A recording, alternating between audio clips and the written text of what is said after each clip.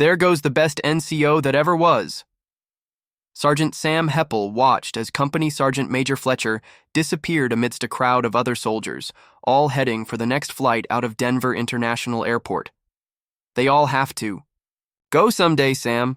Don't blame her for calling it quits now, Captain Danny Falder replied. The pair stood in a lobby that never seemed to end, decorated with pre-war advertisements no one had yet bothered to switch. Danny was, like Sam, quite mournful at the loss of such a good NCO, particularly when they weren't actually going to be getting a replacement. Think it was less her choice, more the baby's? True. The two began to traipse off, back, to their vehicle currently parked outside. A group walked by, chattering away in French at one another, suggesting them to be soldiers going home on leave. Denver International had been one of the busiest in the world before what was now officially being called the Second Haitian War. Nowadays, it wasn't getting even a fraction of the civilian traffic it used to, but had a thriving role as a hub for the United Nations peacekeeping operations in the shattered post-war United States. Who's even left of the old lot? Loftwood, I guess. The old lot, where those Sam and Danny had fought alongside during the Second Haitian War. Most had survived, but gone on to leave as the British Army demobilized. Fletcher had stuck it out for a while, but ultimately was going home on account of being pregnant. A fairly good reason, if any. Loftwood will never leave the Army. She's going to be stalking woods with a bayonet when she's in her 70s. She lives for war. Yeah, but she ain't getting any, Sam replied, stepping out to the arrivals road. Their vehicle was an LATV painted in the brilliant white that marked it as being on UN peacekeeping duties. Said designation didn't stop it from mounting a 30mm autocannon on the top weapon station just in case. No, that's the problem we all have. Danny reached the vehicle just before Sam did, pausing to straighten his blue beret. Of the old lot, there's also Rayner, but I hate Lieutenant Rayner. Danny cut Sam off, his sudden outburst causing at least one nearby soldier to turn, their head. Don't we all? Sam muttered, opening the passenger side door. Before he could clamber in, he heard a shout. Excuse me, sir, are you Captain Falder? Sam turned to face the source of the question, finding it to be a female soldier, jogging over to them as best she could while carrying 2 heavy Bergens and all her combat gear. She looked young, and suddenly Sam had uncomfortable flashbacks to when his section had been sent an 18-year-old fresh out of training amidst the worst of the Second Haitian War. Notably, while she wore the same camo uniform as Danny and Sam, the helmet she wore didn't have the same blue cover their own helmets back at base did. Yeah, that's me, Danny replied, the girl catching up.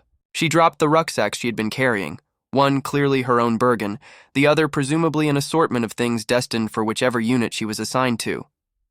And you are? Private Emma Hennessy, sir. She saluted as she finished it, a salute Danny returned in a beleaguered manner. I've been assigned to your unit, sir. Replacement for a missing soldier. Replacement? Danny looked to Sam with a slightly confused look. Yeah. Private Toland, remember? Was he the one that got transferred? No, he was the one that got shot in the leg at a bar. Danny's face remained unchanged. Like 2 months ago. Oh, him. Yeah. Danny looked back to Private Hennessy. Don't intend to be rude, Private, but how old are you exactly? Clearly he was just as bothered by the young age of their new soldier as Sam was. 19, sir. All right, so not quite as unprepared. All right, guess you were supposed to be here then. Do you have a blue helmet cover? Yes, sir. Somewhere in my bags. Emma kicked at the one of the large rucksacks she had been hauling about. Unfortunately, they saddled me with all this stuff. Apparently, it's for your unit? Sounds about right. Here, hop in the back. We'll all go to the rest of the unit together.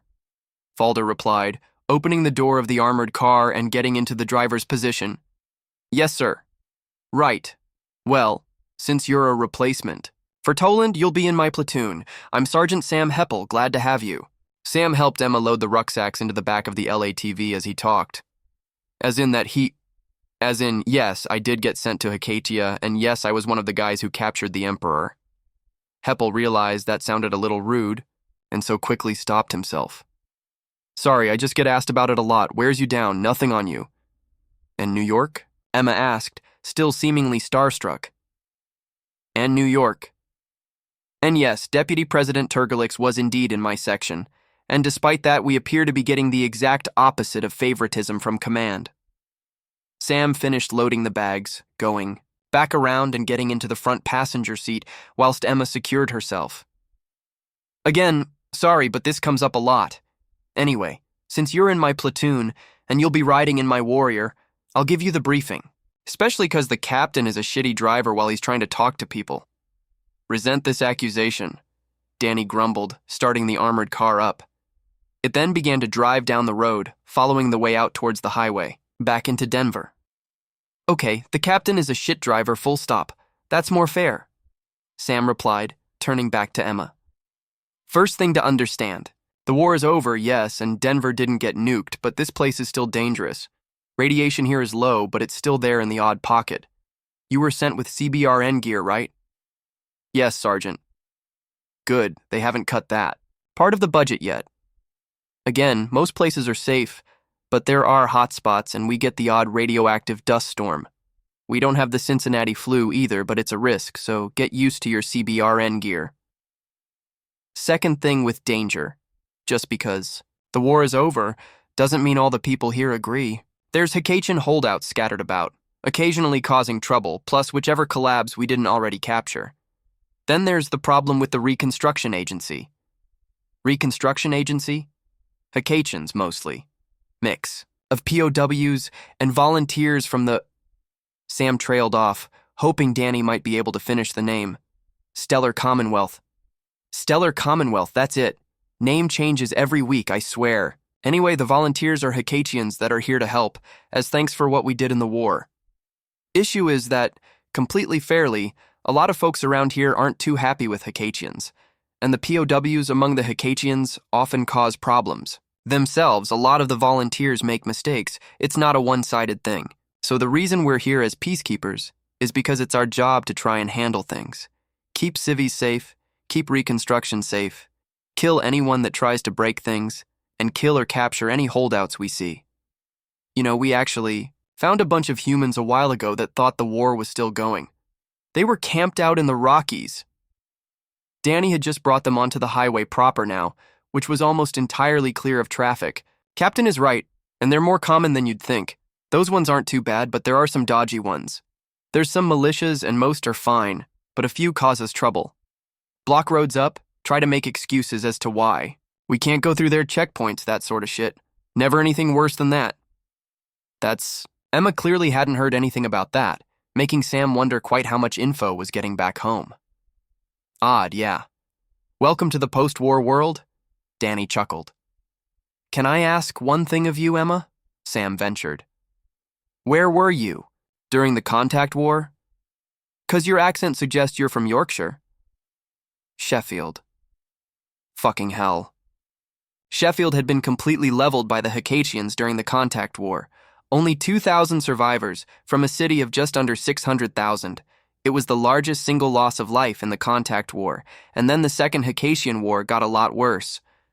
Jesus, I'm so sorry. I'd rather not talk about it. Understandable.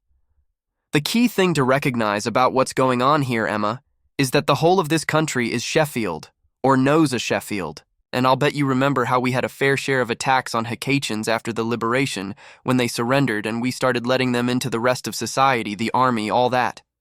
Hell, there were those guys up in the Lake District that had to be put down with tanks.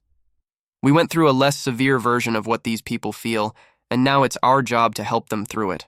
That's where all these local militias come from. They're angry, rightfully so to an extent, and unfortunately that sometimes ends up blinding them. Got it, Emma replied, slightly uncertain still. It didn't take much longer until they were approaching the outskirts of Denver. The city had swelled with refugees, now one of the largest by population in the whole country. At worst, it got an occasional radioactive dust storm, which wasn't great, but it could have been worse. Much worse. Steadily, the tents were being replaced by more permanent buildings, Denver physically expanding as more and more souls flocked to it. The closest edge of the tent city to the airport was marked by a military checkpoint, Mostly just some sandbags and barriers to force traffic to stop for inspection. As Danny drove them closer, the traffic picked up somewhat, a mix of civilian cars, buses, and the heavy lorries that supplied the city. Right now, several vehicles of a construction team were being sent on through the barriers. "Who are these, then?" Emma asked, referring to the uniformed men and women currently manning the checkpoint. They only carried rifles, being backed up by a single machine gun mounted to an M113. Heavier weapons weren't really needed here. "National Guard. We help them a lot, they help us a lot. Good people, like most people." They slowed for the checkpoint behind a small queue of civilian cars. Each was quickly inspected, mainly just by the soldiers running Geiger counters over them and waving them through. When it was the UN vehicle's turn, they gestured to open the door, presumably for a chat. "Hey up," Danny said to the American. Another soldier was busy running the Geiger counter over the vehicle, more methodically given its status as a military vehicle. "Good morning to you. Just wondering if you can tell me which unit you're with." "3rd Company, 2nd Battalion, 1st Integrated Infantry Brigade, mate. Barracks in the Johnson McFarlane. I'm Captain Falder, Company Commander." The soldier checked a small tack pad on his wrist. Sam had one too. All the NCOs and officers did these days. Presumably, said soldier had a list of officers in the area on there. "Confirmed. Sorry to hold you up, you can never be too careful." "Aye. Best of luck." Danny closed the door as the barrier was raised to let them pass. He quickly sped onwards, leaving the checkpoint behind. "Yeah, mate. Some random civvies just stole an armored car, some uniforms, and they're bombing around on the highways of Denver." "My God, ridiculous." Danny paused his rant, as if struck by some thought or another. Then he turned to Sam. "Oh, Sam. Forgot to mention, just remembered. Your platoon's out on patrol later today. Just a standard one, down the Canam. Sorry, should have mentioned it. Would have pushed it to 3 platoon, but Rainer, yeah, bugger. Ah well. You're getting a taste of the action today then, Emma." "Great. You see that?" Private Danielle Finnegan pointed at something far off down the highway they were currently patrolling. Sam tracked her arm, seeing a group of humans and their vehicles clustered around what looked like a bus stuck on its side along the road. Quickly, he pulled a pair of binoculars up to his eyes, realizing that the bus had the markings of the Reconstruction Authority on it. That meant the passengers would be Haitians on work duties. "Aye. LT, we have a possible situation here. RA bus overturned on its way to Sedalia. We have a crowd of humans nearby." "Copy that, let's check it out." "Of course we're checking it out. It's literally along our route," Sam thought to himself. LT Skinner wasn't the worst lullaby he'd ever met, but certainly not the greatest. It didn't take much longer for the group of humans to notice the 4 heavily armed vehicles rumbling down the road at them, UN flags flying from their radio masts. Those members stood on the road seemed to push off, while a few clambered into parked pickup trucks. "What's your assessment, Danny?" Sam asked his gunner, causing her to quickly look through the vehicle's sights. Back in the war days, Sam wouldn't have been commanding this vehicle. He was always sat in the back, with a dedicated vehicle commander running things. But, as was the story in so much of the Army now, budget cuts had forced him to take up a different role. To be fair, it was more comfortable riding in the turret instead of getting crammed in the back. 24-foot mobiles, looks like pistols in pockets on a couple of them, maybe heavier weapons in the vehicles. Patch on the vehicles, potential militia. This could be nasty, Sarge. Danny's face popped back up, half covered by a gaiter in her helmet. My thoughts exactly. Except it could also not be nasty. Fingers crossed. Despite the assessment, no weapons were produced as they drove up, though the group continued to watch the UN vehicles approaching. As they got closer, Sam waved, pulling his own gaiter down to show his full face off, in hopes that might reassure the group as to his own status as a human. Of course, there was a Haitian sitting in the driver's seat of his warrior, and another, in the turret of the warrior behind. And one Haitian in the passenger compartment of each warrior, since this was an integrated unit, a mix of human soldiers and Haitians, so if these people had a problem with Haitian soldiers working for the UN, they were shit out of luck. But a friendly face helped all the same. Sam noticed a Haitian was now amidst the gathered humans, dressed in some sort of work coveralls and using their upper pair of eyes to examine the incoming vehicles. Clearly, they were from the bus. He Didn't seem particularly unsettled, so things were probably fine, but it would still be good to check. "Aight there, lads. What's going on here?" Sam yelled, the warrior finally coming to a stop. The other vehicles pulled up behind, parking in one long column on the highway. "Bus came off the road, we're trying to help them," one of the men yelled back. Sam began to exit the turret, climbing down from the vehicle as the rest of the platoon came out from the rear door. "We were coming up the other way, pulled over to help." "Fair enough." Sam moved over towards the Hecatian, who similarly advanced towards these new arrivals. More Hecatians were visible on the far side of the bus, sat out on the grass. "You need a hand?" "If you could. These ones have been a tremendous help." The Hecatian replied in a surprisingly Texan-like accent for a man with 4 eyes and dark blue skin. It was funny how quickly many of them picked up human accents in the process of working on Earth. "All good. Any injuries?"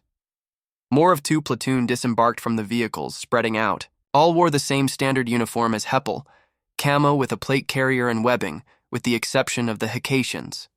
Each of them wore proper battle armor, a powered armor set that made them far better protected than others, but kept their helmets off. That was a deliberate choice, to make them far less threatening, with the helmets themselves painted blue to match their human comrades. "Nothing serious. We're all okay." The Hecatian rapped his knuckles against the dark blue skin of his head as he talked, a habit he clearly picked up from some human or another. Judging by how relaxed he was, this was clearly a volunteer, not a POW detail. "Bus will need some repairs, though." "Ah, yeah." LT Skinner appeared beside Sam, looking to his sergeant for an explanation. "Bus overturned, LT. These guys are just helping out. I assume you want us to assist?" "Yeah." "Everyone, get to it," Skinner yelled, much of the platoon setting to work. The bus could probably be towed back onto the road by the warriors, so they'd set up cables. However, Skinner still seemed confused as he followed up with a question. "What's the patch on the human vehicles, then?" "We're a baseball team! Denver Zephyrs!" One of the nearby humans beamed as he answered, Skinner instead pulling a confused face. Sam vaguely recalled hearing the name in conversation with a civilian a while ago, with the nuclear exchange having consequences for most of the proper sports teams. American sports had turned into a more local affair, yet still just as popular. It hadn't taken that long after the contact war for the Premier League to get going again, so it wasn't too surprising. "Amateur team, Lieutenant," Sam replied. "Look, there's even a baseball on the patch." "So there is." "Ah, well, good thing we stopped." Skinner went off to go coordinate the efforts, Sam watching, as several cables were attached to the bus. Someone beside the bus yelled to heave, and the vehicle shuddered, gradually being pushed back up now. After a few more minutes watching the work, 2 platoon's newest soldier, Emma, wandered over. She obviously figured there was little extra she could do given the combined strength of a baseball team, a busload of Hecatians, and a platoon of soldiers. "Why do so many of them have pistols?" Emma asked, nodding her head towards the humans.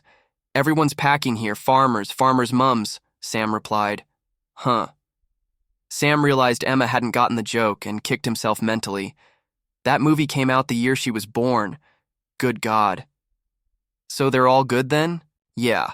If they'd wanted to kill the Hecatians, they'd have done it before we arrived anyways." As Sam delivered that somber point, one of the warriors started forwards, pulling a cable, and the bus was pulled back upright. Cheers went up from all involved, and the warrior halted so the cables could now be reapplied. "So this is what we do all day? Just run around looking for problems?" "Yeah. And if we find enough of them and fix all of them..." The cable had been reattached, and the bus was now gradually pulled onto the road, the large grouping of humans and Hecatians providing an additional push to get it going.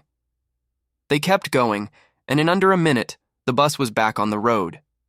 Its engine revved to life, and the Hecatians quickly boarded, waving their helpers goodbye before going off down the highway once more. The amateur baseball team loaded up into their own vehicles, turning around and heading back up the road towards Denver. Finally, their job completed. 2 platoon began to head back into their vehicles. Sam's warrior started up, ready to continue their patrol of this vast highway. Apparently, it stretched all the way from Mexico to Canada, but Sam only cared about this little portion of it right now. What a nice bunch of lads they all were, Sam muttered, climbing back into the turret.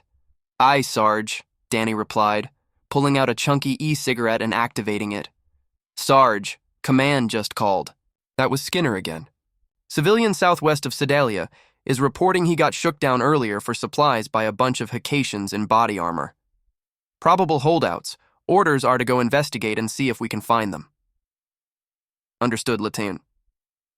Sam looked to Danny, who shrugged as she exhaled a cloud of vapor from the e-cig. Guess we're gonna be busy all day. Aye. Author's notes. Enjoy another amazing story. There is, across the entire galaxy, nothing quite like the Sirius Initiative. It is a pioneer in galactic exploration, continually pushing the boundaries of what is known about the galaxy. Star system after star system has been charted by the Initiative, and their operatives have uncovered fascinating phenomena in their grand expeditions across previously untouched worlds. The Sirius Initiative has also provided great leaps in research, particularly revolutionizing the field of hyperspace mapping. The Turner-Young effect, that nearly doubled the effectiveness of hyperdrives, was discovered just 10 years after the initiative's founding, and was just the first in a long list of discoveries. Without the Sirius Initiative, scientific progress in the last half-century would have been a lot slower. It has done all this while, technically, being the single most potent paramilitary based in United Nations territory. The Sirius Initiative sets itself apart from most successful exploration efforts by being a non-governmental organization. A few private enterprises have managed to succeed in some measure or another for a while, but generally the immense upfront costs, high operating costs, significant legal complications, and extremely low chance of a successful return on investment mean that very few ventures into the field of interstellar exploration have survived. This was true even when humans had not yet ventured past their moon, and it was proved painfully true yet again in the post-Second Haitian war boom of humanity's space presence. As a result, by the time the Sirius Initiative began, the majority of exploration and surveying efforts conducted in or by citizens of the United Nations were done by its official Pioneer Corps. The sad reality, however, was that the Pioneer Corps languished. The United Nations focused much of its funding efforts upon building up and reorganizing its military forces, as well as expanding the amount of worlds and stations upon which it had control, leaving a scientific body whose eyes were mostly turned outwards to suffer in budget after budget. The Pioneer Corps struggled to afford new equipment and was forced to develop techniques and technology with only what it could scrape together, leading it to struggle even putting together operations in Geneva-packed space, let alone beyond it. Only in United Nations territory proper did the Pioneer Corps see most of its success, and this was hardly a great achievement, rather like if Magellan had barely passed the Azores. While the budgetary decisions that caused this were extremely understandable given the context of humanity's ascension to the stars, it was still a rather shameful affair for such a high-minded program to fall. This is the context in which the Sirius Initiative was birthed. Scientists from across the United Nations joined together in demanding a serious alternative, ultimately choosing to declare its formation on July 20, 2069, a symbolic link to where the initiative's headquarters would eventually be located, Tranquility Base. The name, chosen by an overwhelming majority of member votes, was intended to honor a star that had been one of the first recorded by humans. HFY. First, the Sirius Initiative would be funded significantly via private contributions, mostly donations from wealthy patrons, but would pick up steam as it received contracts from the United Nations, as well as other Geneva-packed nations and, in rare cases, private corporations. These contracts, for tasks such as resource surveying, to long-range expeditions, to various grants for research work, would balloon in quantity after the Turner-Young discovery proved the viability of the Sirius Initiative, ultimately becoming the primary source of funding. While some additional funding comes from nations within the UN as a whole, such as the Selene Republic and its funding all initiative sites upon Earth's moon, the rest is made up of a mix of private donations, agreements with universities, and a not insignificant trickle from licensing rights. At least one Leonov-class exploration vessel has been funded purely by the money gleaned from this avenue. Meanwhile, Their official counterparts in the Pioneer Corps are limited mostly to highly technical survey work, determining precisely where to put a habitat or mining outpost on a world already surveyed, leading to its name being near utterly ironic. Its sole remaining domain in pioneering is that of pre-first contact research, an extremely narrow field stretching from the short period between the detection of a live pre-FTL species to the initiation of contact procedures by the diplomatic wings of the United Nations. Effectively little more than preparing a dossier based on however much can be gleaned without exposing themselves to the species. It is a somewhat ignoble end for an institution created under such high aims, and yet it is its duty. The sheer degree to which the Sirius Initiative receives government contracts has led to it repeatedly drawing accusations of being simply an unstated arm of the United Nations. Indeed, its goals do generally align with the United Nations, and it is indisputable that the Geneva Pact has benefited more from the discoveries than the League of Balorf, or other nations that are on similarly unfriendly terms. However, the Sirius Initiative rejects these accusations, noting that it has always strongly criticized the United Nations, such as their belief that the UN has failed by not abolishing the last remains of national sovereignty, or their arguments that the UN military have become too expeditionary, failing their original remit as a defensive formation. Curiously, given this latter complaint, the initiative is mostly silent on the issue of United Nations deployments against the Torechian Mos, only bringing them up to specifically deny it feeds live targeting data to the United Nations. Something no one has specifically accused the initiative of. Regardless, the Sirius Initiative does call upon the warships of the UN Astral Force for support during emergencies, yet this is hardly something to crucify them over. Its strongest links to any specific UN institution is, surprisingly, with the United Nations Postal Service, whom it has provided the latest generation in laser defense technology for its flotilla of Mercury-class ships. UN Postal Service vessels often carry initiative members for short durations as part of this deal, serving as a taxi service, and the Postal Service is known to have somehow coughed up funding for several Sirius Initiative projects, as well as loaning them vital communications equipment. Beyond this relationship, however, the initiative mostly does its own thing, and certainly does not take direct orders from the United Nations.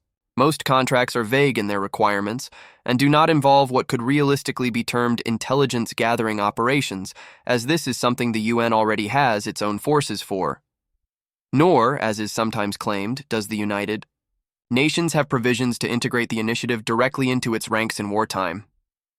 Alignment of Sirius Initiative goals with those of the United Nations are mostly coincidences, or otherwise the result of being comprised so heavily of its citizens. As to the accusation of failing to share the benefits, unfortunately the Sirius Initiative blames those other nations. All scientific data from the initiative is open access, meaning that the discoveries it makes are rapidly spread to the public, even across the line into non-Geneva Pact nations. However, the initiative mostly conducts its operations in or around Geneva Pact territory, due in no small part to the heavy difficulties it encounters when operating in League space. The League has never actively blocked the Sirius Initiative, but regularly holds up its expeditions and repeatedly demands the right to inspect its vessels for evidence of intelligence-gathering operations, leading to the Sirius Initiative, generally preferring to take its efforts elsewhere. There are two eye-catching portions to the Sirius Initiative: Expeditionary Division and Research Division. Expeditionary Division represents the outwards-facing work of the initiative, sending its expeditionary teams on long-duration missions to explore the galaxy. Constantly at work, the Expeditionary Division takes up the mantle of going where none have trod before, but is just as content to walk a beaten path if it believes it may yield new results. Expeditionary Division maintains its own fleet, an eclectic mix of custom-built craft and refitted donations of varying sizes and capabilities. Even these refits are capable in their own right, but the custom-built craft, chief among them the Leonov class, are the undisputed stars. Expeditionary Division could arguably be termed the sensors, the eyes and ears of the Sirius Initiative, but expeditionary teams can and will conduct analysis while in the field. Research Division works in tandem with Expeditionary, often providing potential avenues for exploration to Expeditionary in return for fresh samples and fascinating data. It is far less noticeably structured, with personnel working from initiative-owned facilities, the laboratories of affiliated universities, or even from home for a not insignificant portion. If expeditionary could be inaccurately dubbed the sensors, then research is the processor, taking what it is given and fully analyzing. This is less inaccurate than the moniker for expeditionary, as it is rare that research will conduct field operations of its own, but it has occasionally sent personnel to join expeditions. The final division is the logistical division, tasked with keeping the expeditionary division supplied on its long campaigns of scientific inquiry. This is a relatively thankless task in the public eye, yet is no less important. For without the willingness of the people of the logistical division to journey into the black for months on end, expeditions would stall and die very soon. The logistical division also tasks itself with keeping the facilities of the research division supplied and operates its own network of anchorages in order to provide safe harbors to the expeditionary division when far from home. Finally, the logistical division is tasked with attempting to balance the books for such an organization, usually doing so by seeking to keep things as in-house as possible or procuring equipment at the lowest possible cost without compromising on effectiveness. It is logistical who seeks out contracts that could feasibly be completed, who forges links with universities flush with cash, who licenses all the little things that bring in a bit more cash. It is the power supply, the coolant systems, the everything else of the massive computer of the Sirius Initiative.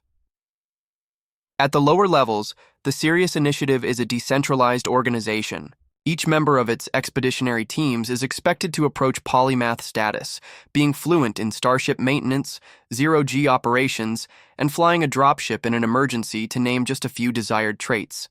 The initiative maintains a wide training pool, however, accepting nearly any applicants with only a few explicitly disqualifying factors. Initiative training focuses on building most recruits up to the required status, no matter how difficult, sending applicants through the same cycle of training again and again until they complete it. Washing out is reserved only for those who persistently fail with little sign of improvement or are otherwise assessed to be a danger to potential comrades. This latter reason is an extremely rare cause for disqualification, however, with the Sirius Initiative explicitly welcoming reformed criminals into its ranks. Most failures to complete training are simply the result of an individual choosing to drop out, with successful recruits generally being highly motivated. Once induction is completed, a recruit to the expeditionary teams will specialize, selecting a field that will be their primary focus. Doing so ensures that, in whatever situation an expeditionary team finds itself in, it will always have someone with the best knowledge for the job, backed up by many more with good knowledge.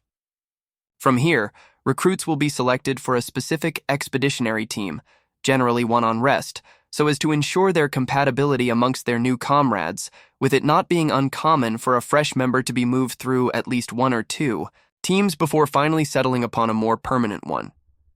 When deployed, these teams are well-oiled machines, able to quickly adapt and collectively respond to whichever situation they find themselves amidst. Outside observers have described the decision-making process of an expeditionary team as loosely resembling democratic centralism, where a course of action will be democratically voted on by all members before being unwaveringly adopted, though with options to reverse course if necessary.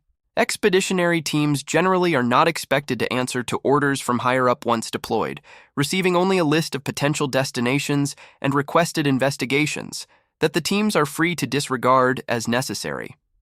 The only explicit exception to this rule is for operations helping other teams, or for long-range search and rescue missions. However, it is an unspoken rule that no request for help from someone in need will ever be rejected by an expeditionary team. The Research Division, meanwhile, has very little resembling an induction process, instead merely focusing on ensuring its candidates understand the professional standards they must hold themselves to and encouraging them to find the scientific fields that best suit them. Its decentralization is more visible in day-to-day operations as research groups form and dissolve at what seems like a dizzying pace, responding to the latest morsels of data, swelling and shrinking as interest in a particular discovery changes. Logistical division often sweeps up individuals that were unable to complete the process of joining Expeditionary, yet still wish to contribute to the broader exploratory goals of the initiative. It has perhaps the most rigid structure of the divisions, sending personnel and equipment to precisely where they are needed, doing precisely what the division believes the personnel and equipment to be most useful for. Additional flows of personnel are provided by retirements from Expeditionary, who are often some of Logistical's most valuable personnel. Each division is nominally commanded by a member of the Triumvirate, who acts as a head of organization. The Triumvirate reports to a central committee, the key governing body of the Sirius Initiative, who in turn takes input from and is nominated by the Initiative Assembly, a large body made up of ship captains, station commanders, and research team leaders. The Assembly will debate proposals regarding the key issues facing the initiative, with quotas and affirmative action policies in effect to ensure that the Assembly fairly represents the demographic makeup of the initiative. Despite the focus on democracy and representation of members, it is generally agreed by outside observers that the initiative is effectively controlled by the Logistical Division, due to its control over the coffers as well as its plurality in the Assembly. In terms of capabilities, it is hard to pin the Sirius Initiative down. Indisputably, their vessels are highly capable in battle, sporting top-of-the-line shields, next-generation laser defense arrays, and even complements of missiles loaded with Kasaba howitzer nuclear warheads.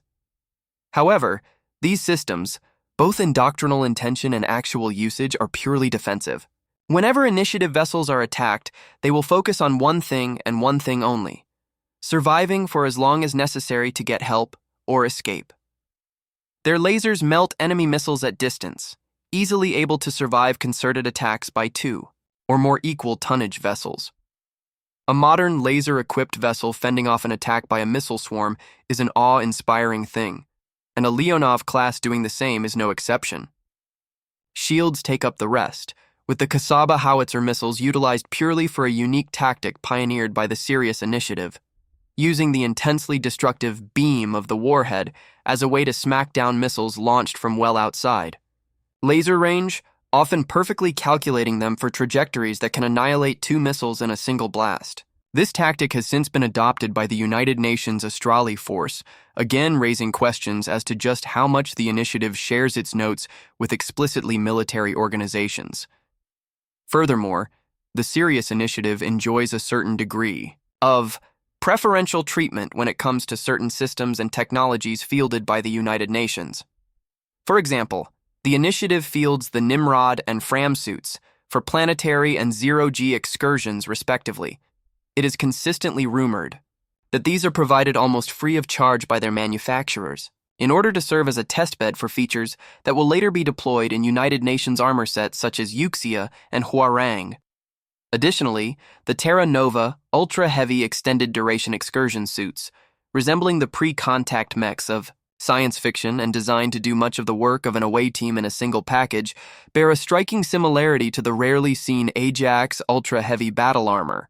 These rumors obviously cannot be confirmed, especially as Logistical Division does not share numbers on how much the initiative spends to acquire its equipment.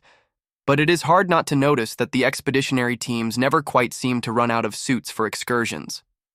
This is not the only example of equipment making its debut with the initiative. The Sirius Initiative fields a regularly upgrading armada of US-15 dropships for its expeditionary teams, and these will regularly trickle back improvements into the wider galaxy. Regardless, the fact remains that the initiative has never gone on the offensive. It does not even have a concept of an offensive. Training for ship commanders in combat focuses solely on disengagement and de-escalation where possible. While the latter is rarely successful, the former almost always is, with initiative ships successfully escaping attack after attack. If necessary, an initiative ship will directly target its attacker, but focus its efforts purely on disabling the weaponry. Even when conducting exploration of Terechinmos occupied territory, indisputably the most heavily defended area of space other than the capital systems of major powers, the Sirius Initiative has been able to do so with minimal casualties, an extremely impressive feat, particularly when combined with the high-quality data gathered by its teams. The most impressive aspects of their ships to the majority of analysts is not their defensive systems, but their other features. Their life support systems for sustaining missions of indeterminate length. Their sample retrieval and storage systems, arguably the most sophisticated anywhere in the galaxy. Their engines and hyperdrives optimized for speed and pinpoint accuracy.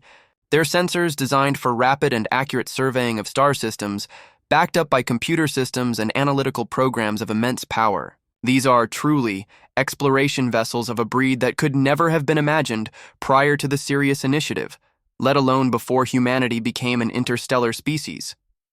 It is said that, one day, perhaps soon, the United Nations will begin looking at visiting other galaxies. Not that it has run out of places to explore in this one, no, but purely a desire to go further, look deeper than ever before. Seer. If, or rather, when that day comes, it is certain that one organization will be leading that charge into the great unknown, the Sirius Initiative. Thanks for diving into this story with me. Don't miss out on the next one. Hit that subscribe button, give this video a big thumbs up, and drop a comment below with your thoughts. I'd love to hear what you think.